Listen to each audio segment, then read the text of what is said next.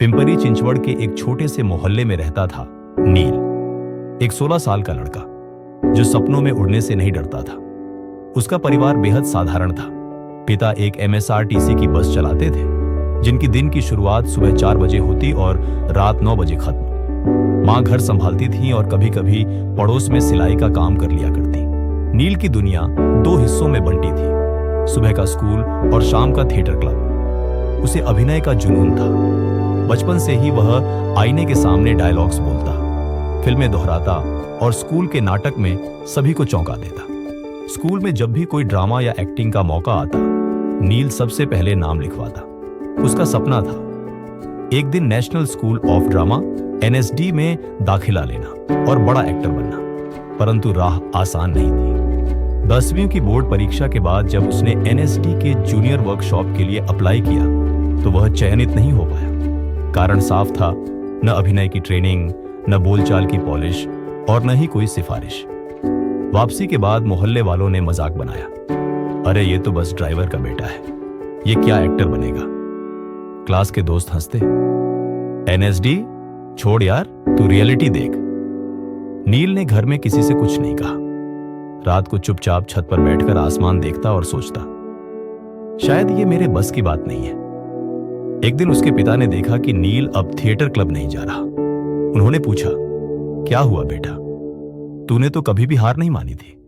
नील ने धीरे से जवाब दिया, पापा मैं कोशिश करता हूं, लेकिन हर जगह रिजेक्शन, हर जगह असफलता मिलती है। पिता थोड़ी देर शांत रहे, फिर बोले, नील क्या तुम जानना चाहते हो कि मैं हर रोज 300 किलोमीटर बस कैसे चलाता हूं? क्योंकि मैं मानता हूं कि हर मोड़ के बाद रास्ता खुलता है। अगर पहले गियर में बस नहीं चलती तो मैं हार नहीं मानता, मैं दूसरा गियर लगाता हूं, तू भी अपना गियर बदल। उस रात नील की आंखों में कुछ चमक लौटी। उसने फिर से थिएटर जाना शुरू किया। इस बार वो सिर्फ अभिनय नहीं कर रहा था, वो अभिनय सीख भी रहा था। उसने YouTube से हिंदी और मराठी नाटकों को देखा, ऑडिशन कैसे दिए जाते हैं ये समझा, ऑनलाइन एक्टिंग वर्कशॉप्स में भाग लिया, पुराने स्मार्टफोन से खुद की रिकॉर्डिंग करता और गलतियों को ठीक करता। धीरे धीरे बदलाव आने लगा, उसका आत्मविश्वास लौटने लगा, उसकी आवाज में दम था, हाव भाव में गहराई। फिर एक दिन एक लोकल थिएटर फेस्टिवल की घोषणा हुई, जिसमें अलग अलग स्कूलों और क्लबों को भाग लेना था। नील ने भी हिम्मत करके एक नाटक लिखा, एक बस ड्राइवर की कहानी जो हर दिन हजारों लोगों को मंजिल तक पहुंचाता है, लेकिन खुद की मंजिल को भूल गया है।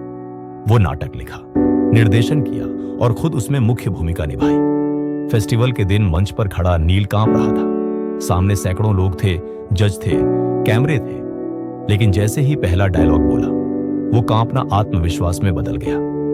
पूरा नाटक खत्म होते ही पूरा हॉल तालियों से गूंज उठा।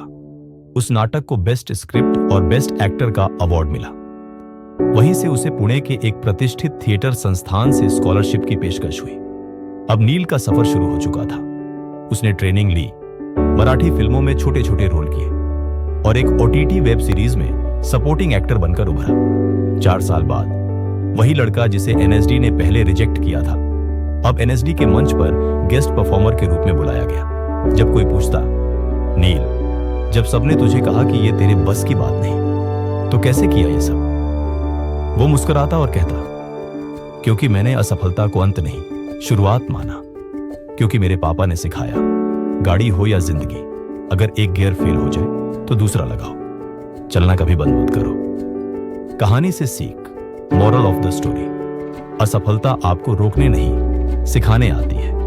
हर गिरावट एक सबक है और वही सबक बनते हैं आपकी वापसी की सीढ़ियां।